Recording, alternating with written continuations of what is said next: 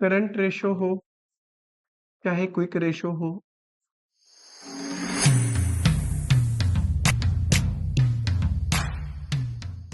चाहे डेप्ट equity ratio हो, जो ज्यादातर यूज होते हैं, तो हर एक सिचुएशन में अप्लाई कर सकते हो। फॉर एग्जाम्पल अगर हम इन दोनों की बात करें, आपके पास लिखा है सोल्ड गुड्स ऑन क्रेडिट ₹20,000, ये सिचुएशन लिखी है आपके पास, तो आपने +1 में अकाउंटिंग इक्वेशन करी है, आपको देखना है इस ट्रांजेक्शन के क्या क्या इफेक्ट पड़ते हैं। अकाउंटिंग इक्वेशन करते थे ना, जब गुड्स उधार बेचते हैं तो क्या आता है, गुड्स जा रही है, डेटर्स इंक्रीज हो रहे हैं, डेटर्स आपके मार्केट से आपने लेना है 20,000 रुपए, ये बढ़ चुके हैं। गुड्स जिसको हम स्टॉक भी बोलते हैं 20,000 रुपीज का जा चुका है। अब आपको सोचना है बैलेंस शीट में डेटर्स किसका पार्ट होते हैं, डेटर्स क्या किस एसेट का पार्ट है। अब करंट रेशो मान लो 2:1 है और ये है 1:1, आपको इफेक्ट बता रहा है इंक्रीज डिक्रीज क्या हो रही है। 2:1 का मतलब एज्यूम कर लिया करो 2 लाख की ये है और 1 लाख की, इसमें प्लस माइनस क्या करो, डेटर्स करंट एसेट है, बढ़ रही है, +20। स्टॉक क्या होता है, स्टॉक करंट एसेट डिक्रीज हो रही है, आंसर नो चेंज। अगर लिखा हो sold goods on credit, costing है 15 एट ₹20,000, अब बताओ डेटर्स 20,000 के इंक्रीज हो रहे हैं, गुड्स कितने से कम हुए, 5,000, क्या हुआ, तुमने बैलेंस शीट पढ़ी है, डेटर्स करंट एसेट होती है, गुड्स करंट एसेट होते हैं, प्रॉफिट रिजर्व एंड सरप्लस का पार्ट होता है। रिजर्व एंड सरप्लस यानी इक्विटी को बोलते हैं, इक्विटी हमारा इसमें यूज नहीं हो रहा, आपका फोकस सिर्फ किस पे रहेगा, 20 और 15 पे। 20,000 के डेटर इंक्रीज हो रहे हैं और स्टॉक कितने का हो रहा है, करंट एसेट में इफेक्ट पड़ा है, बस इंक्रीज हो जाएगी। कुछ भी ट्रांजेक्शन हो, किसी भी टॉपिक से रिलेटेड हो, आपको उस ट्रांजेक्शन का सिर्फ और सिर्फ इफेक्ट चेक करना है, उसको लिखना है और वो सोचना है कि वो करंट एसेट है, करंट लायबिलिटी, डेब्ट है, नॉन करंट लायबिलिटी है, वो सब चीजें चेक करनी है आपको। इसी का इफेक्ट क्विक रेशियो पे क्या पड़ेगा, क्या डेटर्स हमारी क्विक एसेट होती है, 1:1 का मतलब है 1 लाख ले लो, डेटर्स हमारी क्विक एसेट है, कुल है, प्लस कर दो। स्टॉक क्विक एसेट है, स्टॉक इन क्विक एसेट्स लेते समय हम करंट एसेट में से इन्वेंट्री, प्रीपेड एक्सपेंस और एडवांस टैक्स को माइनस करते हैं, यानी क्विक एसेट्स में इन्वेंट्री स्टॉक नहीं आती, इसका इफेक्ट नहीं पड़ेगा, इसका भी इफेक्ट है, यानी इन तीनों में से सिर्फ क्या इफेक्ट पड़ेगा, आप बता दो, इंक्रीज हो या डिक्रीज हो। मैं कह रहा हूँ कुछ भी आ जाए, कुछ भी, आपको मान लो सोल्ड मशीनरी आ जाए या परचेज मशीनरी आ जाए, चलो परचेज मशीनरी हो जाए, सोल्ड मशीनरी हो जाए, परचेज मशीनरी थोड़ा और चेंज आ जाए, बुक वैल्यू है 1 लाख, सोल्ड एट ₹80,000, क्या इफेक्ट पड़े इसके, मशीनरी गई, मशीनरी गई, कितने की गई है, डिक्रीज होगी, क्या आया हमारे पास, कितना आया, 20,000, क्या हुआ, किस किस का पार्ट है, मशीनरी क्या होती है, नॉन करंट एसेट कम होगी, हमें नॉन करंट एसेट चाहिए नहीं इसमें। कैश, कैश इंक्रीज हो गया, कैश हमारे पास आया है, कैश क्या होती है, करंट एसेट, चाहे इक्विक एसेट निकालनी हो चाहे ये निकालनी हो, दोनों में क्या कर दो, मान लो इसमें भी 80 प्लस कर दो, इसमें भी 80 प्लस कर दो, 20,000 लॉस, लॉस किसका पार्ट होता है, रिजर्व एंड सरप्लस इसमें है नहीं। तो कहने का मतलब कुछ भी हो, चाहे प्रॉफिट पे सेल करो, लॉस पे सेल करो, गुड्स परचेज ऑन क्रेडिट हो, गुड्स परचेज ऑन क्रेडिट हो, अगर क्या इफेक्ट पड़ता है, क्या होगा, गुड्स आ जाएंगी हमारे पास, 30,000 की गुड्स आ जाएगी, इंक्रीज हो जाएगी, क्रेडिटर्स लायबिलिटी हमारी बढ़ जाएगी क्योंकि मार्केट में पैसा हमने देना है।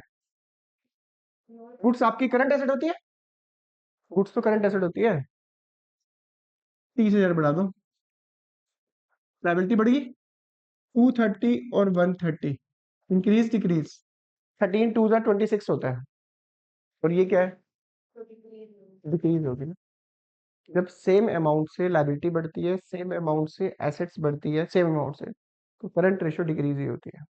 अगर एसेट हाँ 60 से बढ़ती है और लायबिलिटी भी अगर 60 से बढ़ती, 30 से बढ़ती, हाँ फिर ऊपर ऐसा ऑप्शन नहीं था। नो चेंज था। ठीक है, ऐसे करके मतलब कहने का मतलब है, मैं कह रहा हूँ दुनिया का कोई भी ट्रांजेक्शन आ जाए, कुछ भी किसी भी रेशियो का आ जाए, आपको बड़े कूल माइंड से उस ट्रांजेक्शन का इफेक्ट देखना है। +1 की अकाउंटिंग इक्वेशन याद करनी है आपने, उसको लिखना है और उसको देखना है कि इफेक्ट कहाँ कहाँ पे पड़ रहा है, और उसको लिख लेना कि ये इतने का बड़ा है, इतने का बड़ा है। फिर चेक कर लो कि जो चीज पूछी है, चाहे वो डेप्ट इक्विटी रेशियो, मान लो यही क्वेश्चन में डेप्ट इक्विटी रेशियो के बारे में पूछ लेता है, क्या गुड्स हमारे डेप्ट है इसमें से दोनों में से किसी का पार्ट? ये लॉस,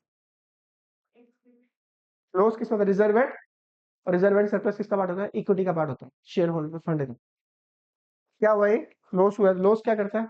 इक्विटी को कम करता है। तो 20,000 क्या हो जाएगा यहाँ पे? मान लो 2 लाख और 1 लाख होता, तो माइनस क्या हो जाता है? 20 रेशो, अगर ये प्रॉफिटेबल होती। लेकिन मेरे कहने का मतलब है, मैं कह रहा हूँ चाहे दुनिया की कोई भी केस आ जाए, आपको वो फॉर्मूला लगाकर, उस रेशियो का फॉर्मूला लगाकर, ज्यादातर तो यही पूछे जाते हैं, ज्यादातर बनते यही है। करंट रेशियो, क्विक रेशियो, डेप्ट इक्विटी रेशियो, मेन ये 3 बनते हैं। मेन है तो एक दो और, पर मेन ये बनते हैं आपके। इसमें आपको और केसेस पूछ सकता है 3 4 ज्यादा। अगर कोई दूसरा आया तो वो 1 मार्क पे एमसीक्यू टाइप आएगा। ठीक है, पर इफेक्ट, सिचुएशन सबकी सेम यही है, करना यही है तुम। ठीक है, और बताओ। कैश फ्लो स्टेटमेंट, हाँ जी, कैश फ्लो स्टेटमेंट बनाने के लिए ना, सबसे पहले आप एडिशनल इंफॉर्मेशन चेक क्या करो पहले तो। एडिशनल इंफॉर्मेशन में अगर कुछ भी हो ना, कुछ भी, इवन डेप्रिसिएशन भी है, तो अगर आपसे इन्वेस्टिंग एक्टिविटी पूछी है, इन्वेस्टिंग पूछी है, फिर तो अकाउंट बनाना पड़ेगा। ठीक है, हाँ ऑपरेटिंग पूछी हो सिर्फ, फिर हम इग्नोर कर सकते हैं। अगर फुल फ्लेज क्वेश्चन पूछा है, बनाना पड़ेगा अकाउंट आपको उसका। देखो, कैश फ्लो स्टेटमेंट तुम्हें पता है कि मान लो तुम्हारा आंसर नहीं आता, मैच नहीं करता, तुम्हें इतना पता होना चाहिए कि ये मैच नहीं करता, तो इसको मुझे, बाकियों में अगर मैं 10 मिनट लेता हूँ तो मैं इसको 15 मिनट में करना पड़ेगा मुझे, 6 मार्क्स का क्वेश्चन। मैं 16 मिनट लगा दूंगा, 17 मिनट लगा दूंगा, पर इसे ध्यान से करूंगा, ये ध्यान से करूंगी। अब बैलेंस शीट में जो जितनी भी चीजें हैं, वो एक ही बार इफेक्ट पड़ता है नॉर्मली। एडिशनल इन्फॉर्मेशन जितनी भी है उसके 2 बार इफेक्ट पड़ते हैं, क्योंकि +1 में भी हम एडिशनल इन्फॉर्मेशन एडजस्टमेंट करते हैं एक प्रॉफिट एंड लॉस वाला। तो याद रखना, पूरे कैश फ्लो स्टेटमेंट 2 इफेक्ट तो पड़ेंगे ही पड़ेंगे उसके। ठीक है, पेपर में गलती क्या हो सकती है तुम्हारी? करंट लायबिलिटी मैं बता चुका हूँ, सब कुछ बता चुका हूँ, मैं पूरा बैलेंस शीट का फॉर्मेट भी बता चुका हूँ।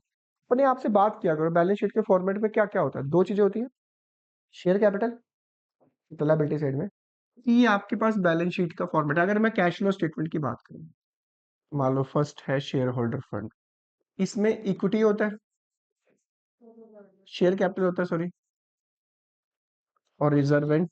तुम सोचो ना, ये कहाँ जा सकता है, मैक्सिमम कहाँ जा सकता है? फाइनेंसिंग में, proceeds from equity shares, payment of shares, यही तो कर सकते हैं। और इस शेयर्स के ऊपर क्या हो सकता है? डिविडेंड हो सकता है। क्या हो सकता है? डिविडेंड। डिविडेंड कहाँ कहाँ जाता है? ऑपरेटिंग एक्टिविटी में और फाइनेंसिंग एक्टिविटी। अब डिविडेंड के साथ परसेंटेज लगी होती है, जिस चीज के साथ परसेंटेज लगी हो तो वो भी बता चुका हूँ, इंटरेस्ट पेड निकलेगा, डिविडेंड पेड निकलेगा, या इंटरेस्ट रिसीव निकलेगा। उसके हमने प्रॉपर एक रूल किए थे कि कुछ ना लिखा हो तो प्रीवियस ईयर पे, मार्च 22 है तो 23 पे, 23 है तो 22 पे, अगर बीच की डेट की है तो कम वाले पे फुल, और डिफरेंस के ऊपर जितना टाइम आपने यूज किया वो भी हम कर चुके हैं। Reserve and surplus, reserve and surplus में प्रॉफिट एंड लॉस का डिफरेंस होगा, या ट्रांसफर टू, बस। रही बात कौन सी? नॉन करंट लायबिलिटी, इसमें 2 ही यूज होंगे तुम्हारे। क्या क्या करता मैं? लॉन्ग टर्म बोरोइंग यूज होती है तुम्हारी ज्यादातर इसमें, क्योंकि लॉन्ग टर्म प्रोविजन आता नहीं इसमें, मतलब लॉन्ग टर्म लायबिलिटी भी नहीं आता इसमें। बचा क्या सिर्फ? ये कहाँ जाता होगा तुम्हारे हिसाब से? लॉन्ग टर्म बोरोइंग फाइनेंसिंग का ही पार्ट है। क्या आता है इसमें? डिबेंचर्स, पब्लिक डिपॉजिट्स, इनके 2 ही तो केस है। डिबेंचर्स हो, पब्लिक डिपॉजिट्स हो, पहले तो चेक कर लिया करो इशू कैसे किए हैं, प्रीमियम पे किए हैं। अगर मैक्सिमम गंदा वाला केस आया, यही तो होगा, डिबेंचर्स इशू किया प्रीमियम पे, और प्रीमियम पे इशू करोगे तो प्रीमियम और रिडम्पशन ऑफ डिबेंचर, डिस्काउंट पे इशू करोगे तो discount on issue of debenture, दोनों ही क्या है? लॉसेस। प्रीमियम होगा तो फाइनेंसिंग एक्टिविटी में प्लस करके दिखाना, डिस्काउंट होगा तो माइनस करके दिखाना, एक तो ये रूल है। और उस प्रीमियम को और उस डिस्काउंट को ऑपरेटिंग एक्टिविटी में एडजस्टमेंट में ऐड करते, क्योंकि वो एडिशनल इन्फॉर्मेशन में गिवन है, एडिशनल वालों के 2 इफेक्ट पड़ने ही पड़ने। इंटरेस्ट वैसे निकला जैसे हम निकालते आ रहे हैं। तुम्हारे पास कौन सी बची बची? करंट लायबिलिटी में जो इंक्रीज डिक्रीज ही चेक करते हैं, बस पंगा ये आता है जब आप इसको गलत कर देते हो। ये फाइनेंसिंग का पार्ट है, कैश क्रेडिट हो, बैंक ओवरड्राफ्ट हो, शॉर्ट टर्म लोन हो, current maturity of long term डेब्ट हो। इंक्रीज है तो फाइनेंसिंग में, डिक्रीज है तो वो भी फाइनेंसिंग में, इंक्रीज है तो प्लस, डिक्रीज है तो माइनस। ये आपको ध्यान रखना पड़ेगा बस, ठीक है। हाँ, गलत कहाँ हो सकता है तुम्हारा? इंटरेस्ट निकालने में गलती हो सकती है। डिस्काउंट और प्रीमियम का केस आ गया तो मैंने तुम्हें बता दिया, दो इफेक्ट पड़ेंगे उसके, वहां गलती हो सकती है तुम्हारी। फिर बची कौन सी? एसेट्स में नॉन करंट एसेट, इसका तुम्हें हद से सिर्फ अकाउंट बनाना पड़ेगा। क्या बनाना पड़ेगा? अकाउंट। अकाउंट के बारे में तुम्हें ध्यान रखना है, प्लांट एंड मशीनरी का अकाउंट बनाना है। अगर तुम्हें सब कुछ तुम कर दोगे, कोई दिक्कत नहीं है। दिक्कत तुम्हें आएगी डेप्रिसिएशन में, कि डेप्रिसिएशन कौन सा लेना है। अगर एक्यूमुलेटेड डेप्रिसिएशन का बैलेंस गिवन नहीं है, फिर तो लोगे डेप्रिसिएशन ड्यूरिंग द ईयर वाला। कौन से वाला? अगर एक्यूमुलेटेड डेप्रिसिएशन है तो फिर यहाँ पे कौन सा डेप्रिसिएशन आएगा? Accumulated depreciation. वो भी कौन सा कब आएगा? पहले एक्यूमुलेटेड बनाना, यहाँ पे जो मशीनरी का नाम लिखोगे, जो एक्यूमुलेटेड डेप्रिसिएशन लिखोगे, एज इट इज यहाँ चेप देना। ये भी हम डिस्कस कर चुके हैं पूरा अच्छे से टॉपिक। ऑपरेटिंग एक्टिविटी में हमेशा यहाँ पे डेप्रिसिएशन ड्यूरिंग द ईयर वाला जाता है हमेशा। जो डेप्रिसिएशन अकाउंट बनाओगे तुम, डेप्रिसिएशन अकाउंट बनाने से जो आंसर आएगा वही जाएगा। और अगर सिर्फ मशीनरी का अकाउंट बनाना है और उसमें दो ऑप्शन होंगे, एक्यूमुलेटेड और ड्यूरिंग द ईयर वाला। एक्यूमुलेटेड का यूज सिर्फ और सिर्फ उस मशीन का प्रॉफिट और लॉस निकालने का काम आता है, बाकी तो ज्यादा ड्यूरिंग द ईयर वाला है, ठीक है। ये ध्यान रखना तुम्हें। एक हद से तुम भूल सकते हो, उसकी वजह से इन्वेस्टिंग गलत हो सकता है। नॉन करंट एसेट का अकाउंट ना दोगे तो यहाँ पे नॉन करंट इन्वेस्टमेंट भी होती है। नॉन करंट इन्वेस्टमेंट के बारे में इंफॉर्मेशन गिवन नहीं है तो इंक्रीज है तो परचेज, डिक्रीज है तो सेल। नॉन करंट इन्वेस्टमेंट के साथ कई बार ये लिखा होता है परसेंटेज, ये भूल जाते हैं बच्चे। जहां जहां परसेंटेज गिवन है, इंटरेस्ट तो निकलेगा ही निकलेगा। और इंटरेस्ट इन्वेस्टमेंट पे रिसीव होता है, और रिसीव के दो इफेक्ट पड़ते हैं, ऑपरेटिंग में माइनस, फाइनेंसिंग में प्लस। माइनस करने के बाद जो आंसर आता है वो होता है operating profit before working capital changes. जो तुमने क्वेश्चन भेजा था वो राइट था, दोनों स्टेटमेंट ट्रू थे, ठीक है। ये और करंट एसेट्स में तुमने दो चीजों को छोड़ देना, करंट इन्वेस्टमेंट को और कैश एंड कैश इक्विवेलेंट्स को, क्योंकि ये दोनों ही कैश एंड कैश इक्विवेलेंट्स का पार्ट होता है, ठीक है। करंट इन्वेस्टमेंट को इंक्रीज डिक्रीज मत लेना, ठीक है। तब अगर ध्यान से करोगे, कुल मिला के क्या है, पहले एडिशनल इन्फॉर्मेशन का अकाउंट बना लो, सीक्वेंस वाइज पुट करते जो आराम से आ जाएगा। ए प्लस बी प्लस सी करोगे, पॉजिटिव आंसर आता तो increase in cash and cash equivalents, negative आता तो decrease in cash and cash equivalents. उसमें ओपनिंग बैलेंस ऐड करना, ऑटोमेटिकली क्लोजिंग के इक्वल आ जाएगा। और अगर नहीं आ रहा तो जितना अमाउंट का डिफरेंस आ रहा है तो चेक करना उतने अमाउंट का तुमने अमाउंट गलत लिखा है, या उसका हाफ कर देके देख लेना। हाफ मतलब 2000 का डिफरेंस आ रहा है तो देख लो 2000 की कोई चीज तुमने गलत नहीं लिखी। अगर नहीं मिल रही 2000 की, 1000 की देख लो। 1000 की नहीं मिल रही थी, 4000 की देखो। 2000 का डिफरेंस आ रहा है तो 1000 वाली देखो और 4000 वाली देखो, 2000 वाली देखो, तीन देखो बस। यहाँ पे क्या गलती है? पेपर देखो, क्वेश्चन सारे ही करने हैं, बस कृपया करके इस चीज का ध्यान रखना। क्वेश्चन नंबर अगर 26 के दो पार्ट है, ऐसा ना हो कि 26 का ए पार्ट तुमने किया, फिर दो तीन क्वेश्चन किए, 26 का बी पार्ट बाद में किया, ऐसे मत करना। जिसके जितने पार्ट है एक टाइम पर उसी प्लेस पे करोगे, चाहे स्पेस छोड़ देना उसका, बाद में कर देना, पर वहीं पे ही होना चाहिए, क्योंकि इस बार हमारे पास चेकिंग के लिए ऑप्शन नहीं है। सबसे इंपॉर्टेंट चीज है वो तुम्हें ध्यान रखना पड़ेगा हर चीज का। अगर तुम क्वेश्चन नंबर फर्स्ट कर रहे हो तो क्वेश्चन नंबर फर्स्ट बहुत ही सुंदर राइटिंग में बहुत ही क्लियर लिखा होना चाहिए। अगर क्वेश्चन नंबर 10 कर रहे हो और गलती से तुम्हें जीरो लगाना भूल गए, आपने 1 लिख दिया, क्वेश्चन का आंसर ठीक होगा, हम 1 के अकॉर्डिंग चेक करेंगे, और वो एमसीक्यू ठीक नहीं होगा, वो गलत हो जाएगा। कल उसने रीति ने कराया हुआ था 22 क्वेश्चन, दो बार लिखा 22 वो 23 का आंसर था एक में। और हमारे पास कोई ऑप्शन नहीं है, हमें उसे 101% क्रॉस करना ही पड़ेगा। कारण पहले पहले हम क्या करते थे, क्वेश्चन नंबर 23 का आंसर है, पर बच्चे ने गलती 22 लिख दिया, हम शीट पे 23 कर देते थे उसको पेन से। हमारे पास शीट ही नहीं है। पहले हम क्या करते थे, क्वेश्चन नंबर 22 के दो पार्ट्स थे, ए करा, हमने देखा कि शीट पे नंबर ए पे हमने 3 मार्क्स दे दिए, एक पार्ट किया तो 3 मार्क्स दे दिए। बाद में वो 22 का बी पार्ट भी आ गया, हमने वो चेक करके वहां भी 3 मार्क्स दे दी। अब तो वो उठा लिया कंप्यूटर ने कि 22 का ए पार्ट है, 3 मार्क्स है, वो उसने उठा दिया, बस खत्म हो गया, ओवर गेम। तो इस चीज का तुम्हें ध्यान रखना पड़ेगा वहां पे, बहुत ज्यादा वाला इस बार स्पेशली। कम करो पर ऐसे करो सुंदर सुंदर, इस बार तो बहुत ही सुंदर करो, मैं तो हैरान ही हूं, तुम भी हैरान हो जाओगे मेरे पेपर है, क्योंकि मैंने पूरे साल तो ऐसा पेपर किया नहीं कभी। वो कर रहे हैं। और इस बार टीचर्स के पास मोर देन सफिशिएंट टाइम होगा, मोर देन सफिशिएंट टाइम, क्योंकि एग्जैक्ट 8 आवर्स चेक करने पड़ेंगे एग्जैक्ट। पहले जा भी नहीं सकते, पहले तो चले भी जाते थे, अब तो जा भी नहीं सकते क्योंकि वो लॉगिन हो रखा होगा, टाइम चल रहा होगा। Cash flow statement comparative common please जरूर कर लेना, बार बार गलत कर रहे हो, हेड सब हेड जरूर कर लेना, क्योंकि जो डैम श्योर आने ही आने हैं, पक्के आने ही आने हैं, वो जरूर कर लेना। मैंने कल वो भेजा भी है ना ग्रुप में, हेड सब हेड का, वो अच्छे से पढ़ लेना। और कंपैरेटिव कॉमन जरूर कर लेना, एटलीस्ट प्रॉफिटेबिलिटी रेशो और वो जो 3 रेशो थी वो जरूर कर लेना, ठीक है। वैसा ना कि सिर्फ वही करके जाओ, क्योंकि मेरे को कोई, मैं बार बार कहता हूँ सिर्फ बेसिक बात होगी, वो तो मजाक करता हूँ, पर सच में कोई बात नहीं। पैटर्न्स पेपर किसी को नहीं पता होता, सिर्फ और सिर्फ एक अंदाजा होता है जो आइडिया लगता है। आ गया तो हम कहते हैं कि उसका गैस बिल्कुल सही था, बढ़िया था, बढ़िया था।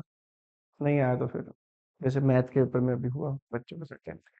अब ये डिबेंचर्स गिवन है आपके पास 8%, और यहाँ पे लिखा है 2023, और यहाँ पे लिखा है 2024, 4 लाख और 5 लाख, ये दे रखा है सिर्फ। तो पहले तो ये पहचानो कि इंक्रीज इशू है या पेमेंट है। इशू फाइनेंसिंग एक्टिविटी दिखा रहा, proceeds from issue of debenture 1 lakh rupees, percentage है। इस डेट को इशू किए मेंशन नहीं है, प्रीवियस ईयर के ऊपर इंटरेस्ट निकलता है। 4 लाख का 8%, 32,000 रुपीज इंटरेस्ट दिखाया जाएगा 2 जगह, ऑपरेटिंग में एडजस्टमेंट में इंटरेस्ट पेड ऐड, फाइनेंसिंग में इंटरेस्ट पेड माइनस। पहला रूल तो ये है। दूसरा, अगर एडिशनल इंफॉर्मेशन लिखा हुआ है, इंटरेस्ट डिवेंचर्स इशूड ऑन 1 अप्रैल 2023, तो अगर 1 लाख के डिवेंचर मैंने आज ही इशू किया तो इंटरेस्ट तो मुझे 4 लाख पे भी देना पड़ेगा, और जो 1 लाख का और पैसा लिया उसमें 5 लाख पे निकलेगा इंटरेस्ट। 23 है तो किस पे निकलेगा, 24 पे, यानी 5 लाख के ऊपर 8%।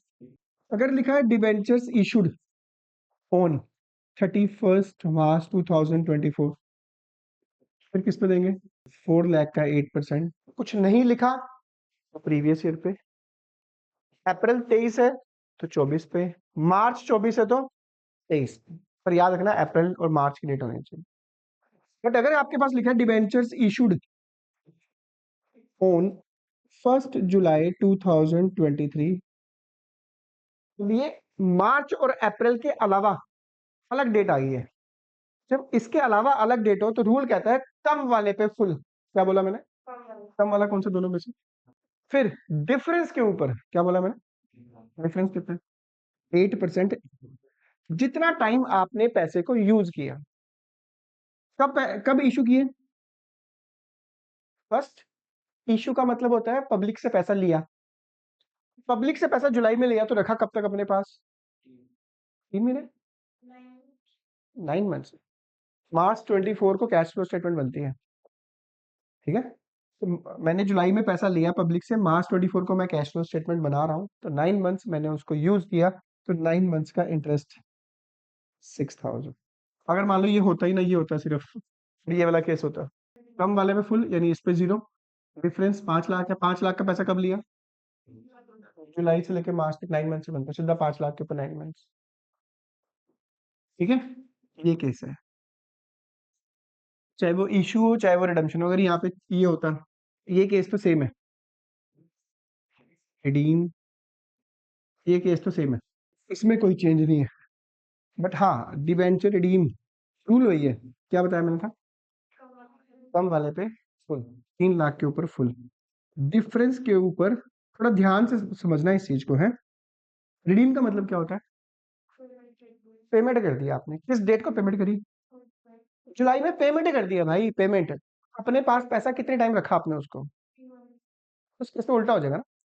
इशू के टाइम पे रूल होता है इशू डेट से लेके करंट ईयर तक, रिडम्पशन के टाइम पे रूल होता है प्रीवियस ईयर से लेके रिडम्पशन डेट तक। वैसे तो समझदार को समझ आ ही जाती है कि यार पेमेंट कर ही दी है मैंने, मैंने किसी से पैसा शुरू में लिया था और मैंने जुलाई में पेमेंट कर दी, तो मैंने उससे पहले ही तो रखा अपने पास सिर्फ, तो उससे पहले वाला इंटरेस्ट दूंगा 3/12, 2,000 रुपये, 26,000 रुपये। सेम रूल अप्लाई होगा इन्वेस्टमेंट के ऊपर भी, सेम। बस उसमें फर्क क्या होता है, उसमें इंटरेस्ट रिसीव होता है। ठीक है, ये था। कैश फ्लो स्टेटमेंट में अगर मुश्किल आया तो वो प्रपोज डिविडेंड का आ सकता है, डिविडेंड पेबल वर्ड था, मैंने ना करवाए हैं उसमें, मतलब मैंने 6-7 एपिसोड डाले हैं, 10-10 15-15 मिनट के। इसमें एमसीक्यू प्लस एडवांस टॉपिक के नाम से है वो, उसमें डाला हुआ है मैंने, वो देख सकते हो तुम। एमसीक्यू जिसने भी वो एमसीक्यू सीरीज वो जो साथ है वो देख ली, तो मुझे लगता नहीं कि मुश्किल वाले एमसीक्यू अगर वहां आते हैं तो वो निकलेंगे नहीं, निकल जाएंगे मेरे हिसाब से, तो कम टाइम में। तो तभी तो कह रहा हूँ देखो उसको।